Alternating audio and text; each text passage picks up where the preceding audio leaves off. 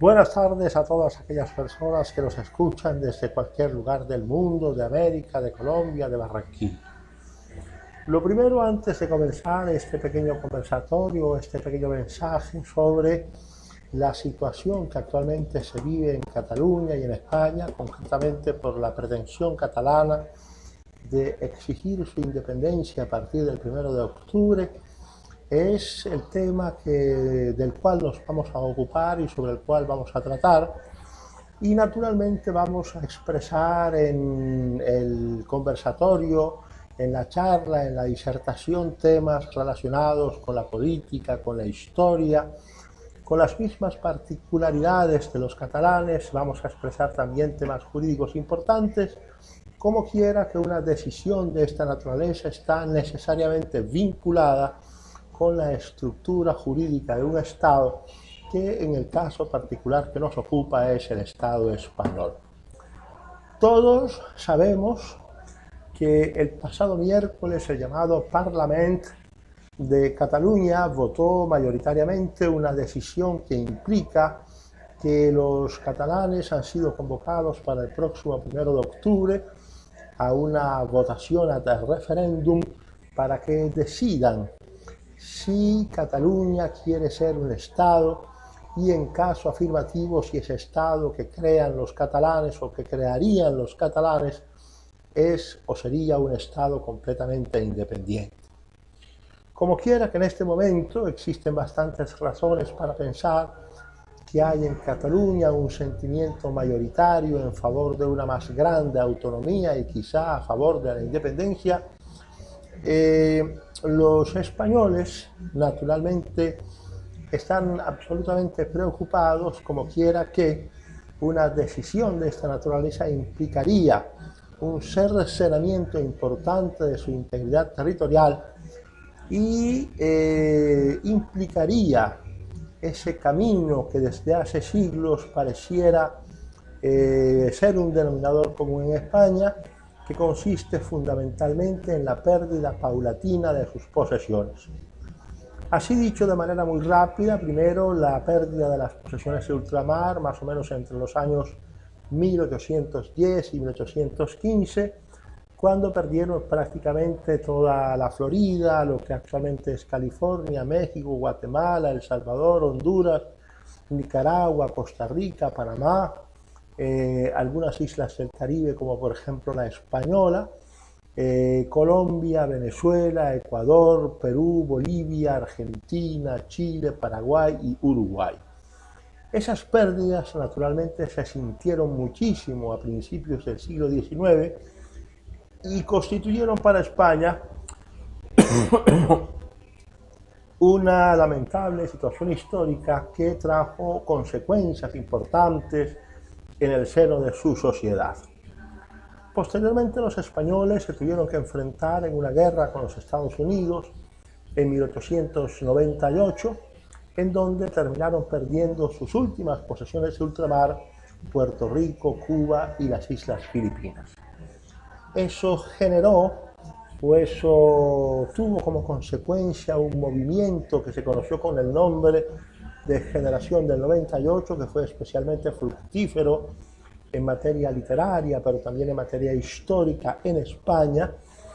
y era como una especie de lamento nacional por el decaimiento, por la decadencia de España como nación, después de haber perdido finalmente Cuba, Filipinas y Puerto Rico. Allí descollaron escritores extraordinarios como don Miguel de Unamuno, como Valle Inclán, como los hermanos Antonio y Manuel Machado, y tantos otros que hicieron parte de esa maravillosa generación del 98 que nos dejaron como legado sus escritos, sus novelas, sus ensayos, su poesía. Pero independientemente de esas circunstancias, regresamos a Cataluña para decir con preocupación que los catalanes han decidido el pasado miércoles en el Parlament catalán convocar a un referendo para declarar posteriormente la secesión de España y por lo tanto su independencia. Los argumentos en pro y en contra de la separación, los argumentos en pro y en contra de la secesión están a la orden del día en todos los periódicos españoles. En El País de Madrid, en El Mundo, en ABC, que es uno de los periódicos más leídos, especialmente por los sectores dirigentes de España, no se lee otra cosa distinta que el gravísimo problema, el gran desafío que están haciendo los catalanes al resto de España. Existen muchísimos argumentos en favor de no reconocer ese referendo separatista o ese referendo secesionista, como también existen algunos argumentos y algunas posiciones importantes que no deben ser escuchadas o que deben ser escuchadas mejor por parte de los separatistas, de los secesionistas. En primer lugar, es importante regresar un poco a la historia. La historia reciente nos dice que los catalanes están unidos a España. Estamos hablando, repito, de la historia reciente, que los catalanes están unidos a España gracias al Pacto Constitucional de 1978, en donde aceptaron las reglas del juego, que fue la expedición de la Constitución de ese año, en donde se establecía que Cataluña haría parte integrante del territorio español y que para respetar sus particularidades culturales y lingüísticas y para respetar la autonomía de su manejo interno, se convertiría en el corto plazo en una especie de régimen autonómico. Efectivamente, a través de leyes orgánicas, se estableció la ley orgánica de las autonomías regionales y se crearon muchas autonomías, la primera de las cuales fue precisamente la región autonómica de Cataluña, y el Estado español transfirió muchísimas de sus competencias estatales y muchísimos de sus recursos estatales a la entidad territorial denominada Estado Autonómico de Cataluña. En las primeras elecciones internas de Cataluña para el Parlamento catalán, el partido mayoritario o el partido que obtuvo la mayoría absoluta en el Congreso o en el Parlamento fue la Federación de Partidos que se denominaba Convergencia y Unió, que estaba compuesta por dos grandes partidos catalanes que habían luchado desde su propio punto de vista por una mayor autonomía, pero también en algún momento por la independencia de Cataluña. Fueron Convergencia Democrática de Cataluña y la Unión Democrática de Cataluña quienes confluyeron en una especie de coalición, en una especie de federación, y presentaron candidaturas al Parlamento y obtuvieron las mayorías. Desde 1980 hasta el año 2003, siempre Convergencia y Unió obtuvo esas importantes mayorías en el Parlamento catalán y decidieron seguir una política que había sido previamente pactada en la Constitución de 1978. Sin embargo, el momento de inflexión, creo yo, fue cuando los catalanes, ya no bajo el mandato de Jordi Pujol, sino de Pasqual Maragall, después de unas elecciones en donde Convergencia y Unió había perdido las mayorías y obtuvieron lo que se denomina el mandato tripartito entre los socialistas de Cataluña y otros dos partidos que concurrieron a esa victoria e hicieron una coalición en el Parlamento, que se habló de la necesidad de redactar un nuevo estatuto para Cataluña que les diese a los catalanes frente a España, frente al Estado central, frente a Madrid, la posibilidad de obtener más recursos, obtener más competencias, con el propósito de fortalecer la autonomía catalana. De conformidad con la Constitución Política de 1978, no es suficiente que el Parlamento de una región autonómica vote su propio estatuto, sino que ese estatuto o ese proyecto de estatuto debe pasar a estudio de las Cortes, en este caso concreto del Congreso de los Diputados, para que el Congreso de los Diputados establezca no solamente la conveniencia de ese nuevo estatuto, sino también establezca una especie de control constitucional previo sobre los elementos contentivos del estatuto. En efecto, y muy a pesar de que el presidente de entonces, el presidente del gobierno, José Luis Rodríguez Zapatero, había prometido a Pascual Maragall aprobar en el Congreso de los Diputados el estatuto tal como saliese o tal como hubiese salido del Parlamento catalán, lo cierto es que los españoles reunidos en el Congreso de los Diputados, ya con los distintos partidos políticos con representación en el Congreso, terminaron por hacer recortes importantes al Estatut catalán, al Estatuto de Cataluña, y totalmente y definitivamente, el estatuto fue aprobado, el nuevo estatuto fue aprobado, pero con recortes y limitaciones importantes que en principio pareciera no satisfacían las expectativas de los catalanes en cuanto a su manejo autonómico. Sin embargo, los catalanes aceptaron, y los grandes partidos Convergencia y Unió, Esquerra Republicana, el Partido Socialista de Cataluña, el Partido Popular de Cataluña y algunas otras formaciones que representaban también partidos radicales nacionalistas de izquierda, terminaron por aceptar el Estatut de Cataluña con las reformas introducidas por el Congreso de los Diputados en la legislatura del año 2006. Si bien los populares y algunas otras organizaciones políticas o no políticas presentaron ante el Tribunal Constitucional una serie de recursos por supuesta inconstitucionalidad del Estatuto, incluso tal como salió aprobado desde el Congreso de los Diputados, el Tribunal Constitucional español decidió en el año 2010 que muchos de los artículos aprobados por los catalanes en el Parlamento y que posteriormente fueron ratificados por el Congreso de los Diputados ya en Madrid eran abiertamente inconstitucionales y que por lo tanto no podrían entrar en el ordenamiento jurídico español. Esa circunstancia originó muchísimas protestas en Barcelona y en otras importantes ciudades de Cataluña, y naturalmente generó una especie de descontento que prácticamente abocó a los catalanes a ser un poco más agresivos, a ser un poco más incisivos, a ser quizá un poco más radicales en las peticiones que necesariamente tenían que hacer, porque de alguna manera tanto el electorado como la sociedad catalana exigieron unas mayores cotas de autonomía. Independientemente de esa circunstancia jurídica, nadie puede negar la singularidad y las particularidades de Cataluña frente al resto de España.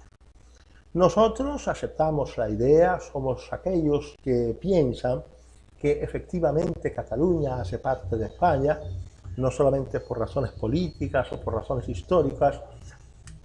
sino por muchísimas otras razones. Pero también es cierto que existen unas singularidades que tienen que ver con la cultura, que tienen que ver con la lengua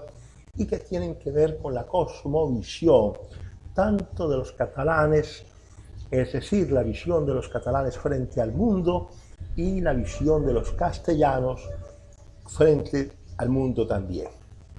En todo caso, lo verdaderamente importante hubiese sido un diálogo permanente entre el gobierno español y el gobierno de Cataluña, que allá se denomina la Generalitat, con el propósito de establecer mecanismos, vehículos, cadenas de conciliación o cadenas de entendimiento, con el propósito de evitar la ruptura definitiva que, de seguir el proyecto independentista tal como hasta el momento se ha seguido, podría terminar con el surgimiento de un nuevo Estado europeo denominado Cataluña, que desafortunadamente no estaría inmerso en la Unión Europea. Pero digamos que ese es otro capítulo de la discusión. Yo ahora me quiero centrar en un punto. Estamos en el año 2010 y los catalanes se encuentran enfrascados en una posición que pareciera ser supremamente difícil para ellos. Por una parte, el Tribunal Constitucional Español ha declarado inexequibles, inconstitucionales, artículos importantes del Estatut que ellos habían previamente aprobado 5 años antes, y además también declaró inconstitucionales algunos de los artículos introducidos o modificados o incluso recortados por el Parlamento español, es decir, por el Congreso de los Diputados. Cataluña, lógicamente, se sintió acorralada, se sintió como si los españoles de Castilla y los españoles que no eran catalanes estuviesen haciendo una especie de acción deliberada, directamente dirigida a limitar lo que ellos percibían como sus derechos en cuanto era una nación, con una lengua propia, con una cultura propia, con unas visiones o macrovisiones totalmente propias. Pero también estamos y necesitamos recurrir un poco a la historia para entender la distancia que existe entre los catalanes y los castellanos en cuanto a la macrovisión del mundo se refiere. Muy rápidamente, sin pretender convertirme ahora en un historiador, ni mucho menos, ni tampoco hacer historia, porque tendríamos que convertirnos en unos conversadores largos, en unos conferencistas o en algo así parecido. Prefiero simplemente marcar algunos hitos. Cataluña siempre ha sido, desde los primeros años de la Edad Media, un territorio que pertenece a esa abstracción jurídica, sociológica y política que se denomina y se ha denominado España. Inicialmente el territorio de Cataluña, que actualmente ocupa Cataluña, fue territorio de los francos en la era de los merovingios, de los reyes merovingios, y se impuso como nombre a ese territorio el de Marca Hispánica, de manera que Cataluña comenzó por ser la zona de frontera entre Francia y España. Una vez se disolvió esa entelequia de la Marca Hispánica, surgió tanto el Principado de Cataluña como el Condado de Barcelona, y existieron concretamente en Barcelona varios condes, casi todos con los mismos nombres: Ramón Berenguer I, Ramón Berenguer II, Ramón Berenguer III, hasta Ramón Berenguer IV, que era el conde de Barcelona más o menos hacia el año 1162 después de Cristo, lógicamente, cuando decidió casarse con la princesa Petronila, hija del rey Ramiro de Aragón. Ese matrimonio y las capitulaciones matrimoniales que se hicieron previamente para establecer los derechos de cada uno de los consortes después del matrimonio permitieron la unión entre el Condado de Barcelona y el Reino de Aragón, de tal manera que a partir del año 1162 o quizá un poco antes, con el matrimonio de la princesa Petronila, hija del rey Ramiro de Aragón, y Juan Berenguer IV, conde de Barcelona, el destino de los catalanes comenzó a trasegar completamente unido al destino de los aragoneses. Aragón y Cataluña, o Aragón y Barcelona, hacían parte de una misma territorialidad o de una misma abstracción jurídico-política que se denominaba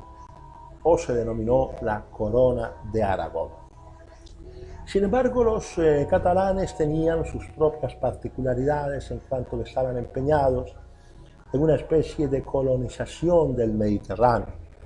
Más allá de las Islas Baleares, estuvieron en Sicilia, en Córcega, en Sicilia, en Cerdeña, en Nápoles, en el Milanesado, y no solamente lo colonizaron, sino que lo conquistaron por la fuerza de las armas. Pero, a diferencia de los castellanos, los catalanes adelantaban esa especie de colonización y había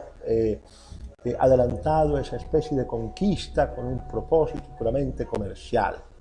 Lo importante para ellos era tener un mercado lo suficientemente amplio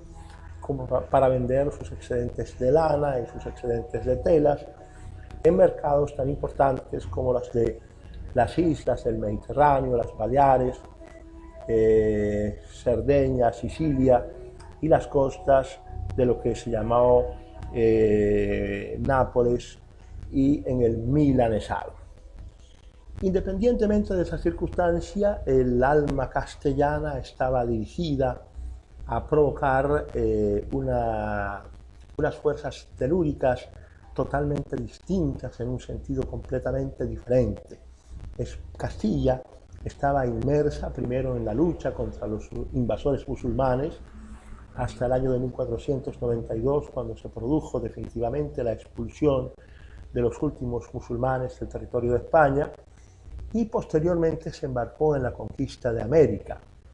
que como dijimos anteriormente va desde lo que hoy es California y la Florida hasta la Patagonia en la Argentina. Todo un continente, quizá con la excepción de Brasil y con algunas otras pequeñas excepciones, pertenecía a los españoles.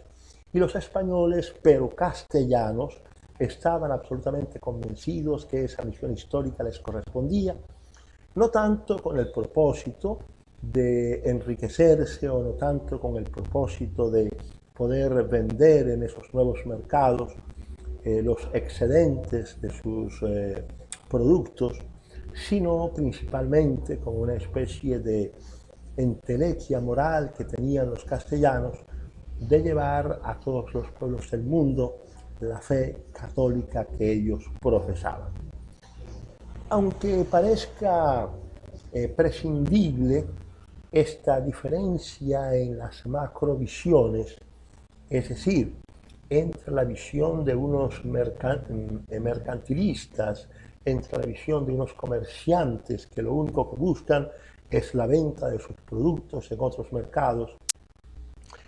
y la visión de unos misioneros que se sienten dueños de la verdad absoluta y que están en la obligación frente a la voluntad superior de Cristo de llevar el Evangelio a todas las naciones del mundo, existe por supuesto un gran abismo. Lo cierto es que en 1492, cuando Castilla definitivamente se embarcó en la aventura americana, ya había una unión entre los reinos de Aragón y el reino de Castilla, entre la corona de Castilla y la corona de Aragón, gracias al matrimonio de conveniencias que se hizo entre el rey don Fernando de Aragón y doña Isabel de Castilla, de tal manera que el reino de Aragón pasó a ser parte importante de esa entelequia, de esa abstracción jurídica y política que hemos llamado por siglos España. Castilla y Aragón, Aragón y Castilla. Ya Castilla había conquistado territorios importantes como lo era Galicia, Asturias, Navarra, los Países Vascos, el andaluz, eran prácticamente castellanos hasta que finalmente Aragón se unió a la corona de Castilla para formar lo que hoy conocemos como España. Con estos antecedentes que simplemente recogen de una manera, diría yo, que fraccionada, fragmentaria, pedazos de la historia de España, llegamos, como decía antes, al año 2010 y nos encontramos con que los catalanes se encuentran absolutamente frustrados ante la imposibilidad de que les concedan un estatuto con las pretensiones que querían. De tal manera que el presidente de la Generalitat, el señor Artur Mas, a partir de 2010, decidido a sacar adelante un proyecto independentista, convoca unas elecciones que finalmente fueron ganadas en el año 2015 por unos partidos políticos completamente distintos de los que presidía el señor Mas. Previamente había habido una elección en donde el señor Mas había perdido más o menos unos 12 escaños en el Parlamento de Cataluña y en las elecciones siguientes a esas, en las del 2015, se creyó prudente por cuanto ya había desaparecido Convergencia y Unió, ya había desaparecido el partido Convergencia Democrática de Cataluña, ya había desaparecido el partido Unión Democrática de Cataluña y habían aparecido otras fuerzas como una que se denominaba Junts pel Sí, es decir, Juntos por el Sí, a la cual pertenecía Artur Mas,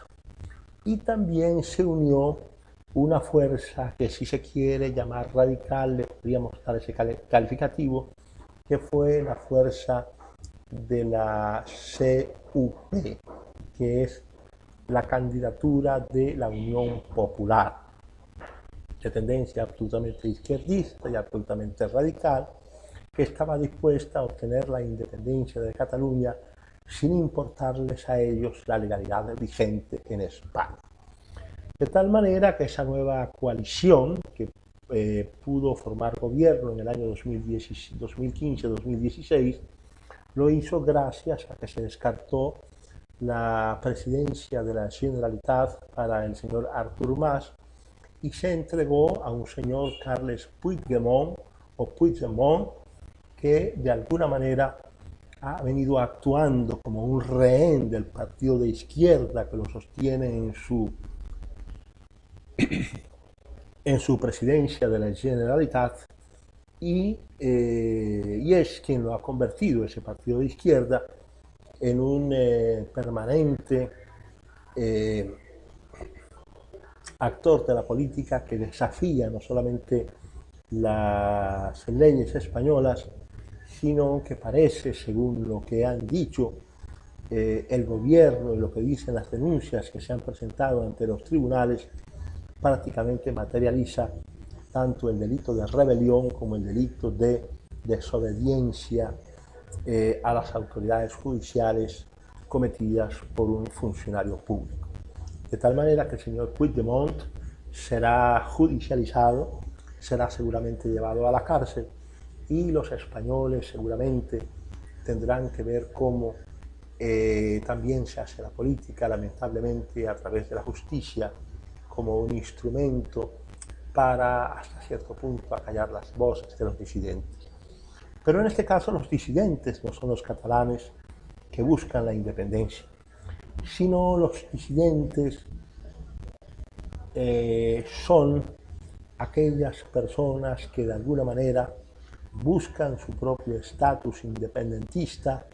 a través de saltarse por completo las vías legales y las vías constitucionales.